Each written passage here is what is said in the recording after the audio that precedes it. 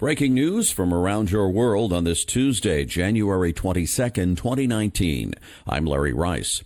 Argentina soccer star Emiliano Sala is missing after he boarded a private plane that disappeared late Monday near the Channel Islands in the English Channel. Civil aviation officials confirm Sala was on board the Piper Malibu aircraft, which was en route from Nantes, France to Cardiff City in Wales when it dropped from radar above the islands, which are located just off the west coast of France.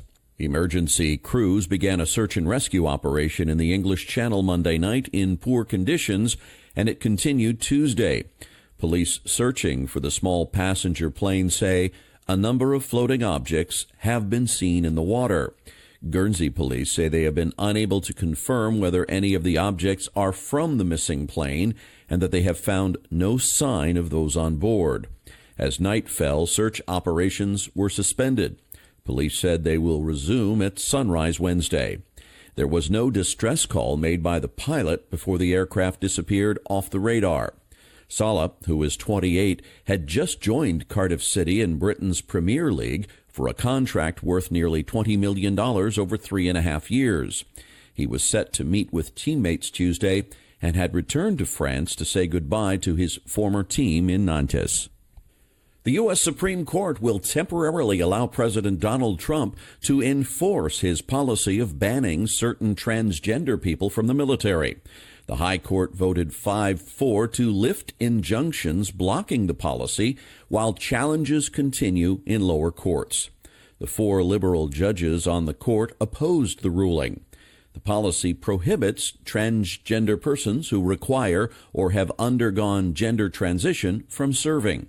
The president announced in 2017 that the country would no longer accept or allow transgender Americans to serve in the military, citing tremendous medical costs and disruption.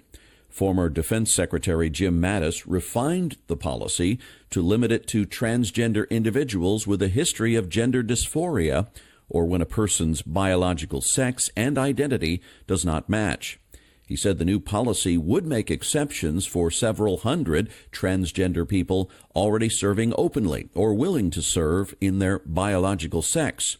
There are currently about 9,000 active-duty transgender troops, according to Department of Defense data.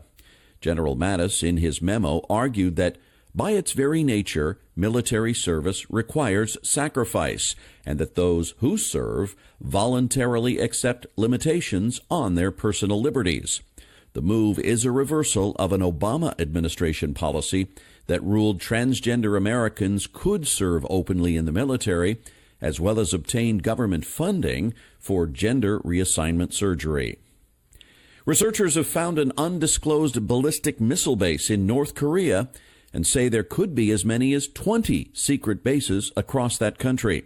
Beyond Parallel, a project sponsored by the defense think tank Center for Strategic and International Studies, released a report that revealed the existence of the Sinorai Missile Operating Base 130 miles north of the demilitarized zone. Satellite photos of the base taken in late December show an entrance to an underground bunker, hardened shelters, and the headquarters of the Korean People's Army Strategic Rocket Forces Missile Brigade, according to an NBC News report. Beyond Parallel says the base has been crucial in the development of ballistic missiles able to reach Japan, South Korea, and Guam. In February, the U.S. and North Korea will meet for a second nuclear summit.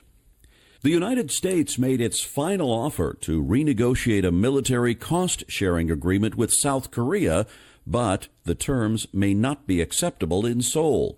According to multiple reports, the offer may have been made initially December 28th when U.S. Ambassador to Seoul, Harry B. Harris, visited the presidential Blue House and called for a settlement of differences over cost sharing as the U.S.-Korea Special Measures Agreement expired in 2018.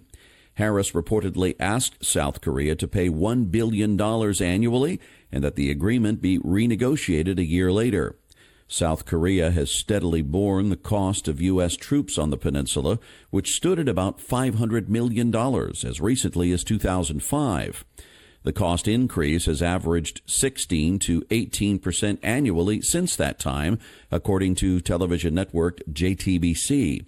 On Tuesday, South Korea's foreign ministry said any cost-sharing negotiations are to be discussed separately from North Korea. Critics have said Seoul and Washington have been divided over North Korea policy, and the deadlock over cost-sharing is weighing heavily on the alliance. Concern is also rising in the South that Korean employees on U.S. military bases could be furloughed if negotiations do not reach a settlement. A foreign ministry official said the U.S. side has informed Seoul Korean employees will have to take a leave of absence starting mid-April if an agreement is not reached, according to the Yonhap news agency. China plans to deploy mid-range ballistic missiles capable of destroying U.S. aircraft carriers by 2020, according to multiple state media reports. China Times and others reported Tuesday that the Dongfeng 17 is a mid-range rocket that could be used to sink an entire U.S. aircraft carrier and is equipped with a hypersonic gliding warhead that has the ability to penetrate the missile defense system of the United States and other countries. A Chinese military commentator said if this missile's hypersonic warhead technology is perfected, the weapon could pose a major threat to the United States missile defense network. According to Chinese media, the Dongfeng 17 is capable of carrying nuclear warheads and striking any target in the world within an hour. But the reports also added the hypersonic boost glide weapon cannot at the moment be used to target the United States because the reentry vehicle glides at high speeds unpowered after the rocket motor detaches. The report said the hypersonic technology could be deployed in the Chinese military by 2020, and it comes at a time when U.S.-China relations have sunk to their lowest point in decades. France and Germany have signed a new treaty on Tuesday aimed at breathing new life into their place at the center of the European Union. As Britain moves to leave the EU and a rising tide of populism challenges the core liberal values of the bloc, the new treaty commits wholeheartedly to defending it. German Chancellor Angela Merkel highlighted peace and security and backed the emergence of a European army. French President Emmanuel Macron said the challenge was for Europe to become a shield against the tumults of the world. There is rich symbolism in the signing in the German city of Aachen, which has changed hands over the centuries and is known in French as Aix-la-Chapelle. The idea is not new. Both leaders have called for a common European defense force that would operate within and not replace NATO. NATO's Secretary General Jens Stoltenberg gave the treaty his approval, saying NATO had been briefed on the military matters. France and Germany agreed to establish common positions and issue joint statements on major EU issues, formalizing their existing cooperation. They also plan to act as a joint force at the United Nations. The U.S. Transportation and Security Administration said Monday that unscheduled absences of U.S. airport security officers had risen to a record 10% on Sunday as the partial government shutdown continues. The agency posted the previous high of 7% on Saturday. Sunday's absentee rate was more than 3 times the absence rate of 3.1% on the same day last year. The agency's more than 50,000 TSA officers are among the 800,000 federal employees who have been furloughed or ordered to work without pay during the shutdown. The agency said many workers are not reporting to work because of financial hardship. A quarter of the government has been closed since December 22nd due to an impasse over President Trump's demand for $5.7 billion for his promised border wall on the border of Mexico. Senate Republicans late Monday released their proposal to end that partial federal government shutdown. The measure mirrors the plan President Trump outlined Saturday with $5.7 billion for the border wall, a 3-year extension of DACA, and measures to fund the parts of the government closed for 32 days and counting, plus $12.7 billion in disaster and agricultural relief. Immigration experts also found several big unheralded changes that would sharply curtail asylum requests. Senate Majority Leader Mitch McConnell plans to bring the bill up for a vote this week, even though Democrats have already rejected it. House Democrats, meanwhile, will likely pass another bill to reopen the government, this one with $1 billion for border security, but no wall. Greenland's vast ice sheet is melting far faster than scientists previously thought, and the rate may have reached a tipping point, according to a study published Monday in the Proceedings of the National Academy of Sciences. The ice loss in Greenland, which mostly lies above the Arctic Circle, appears to be accelerating in step with warming in the Arctic, where temperatures are rising twice as fast as in the rest of the planet.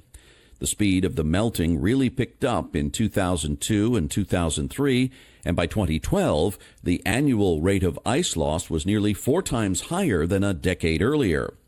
Much of the new melting was not from glaciers, which have long sent icebergs into the Atlantic, but from the landfast ice sheet in Greenland's southwest, which will become a major contributor to sea level rise, according to the study.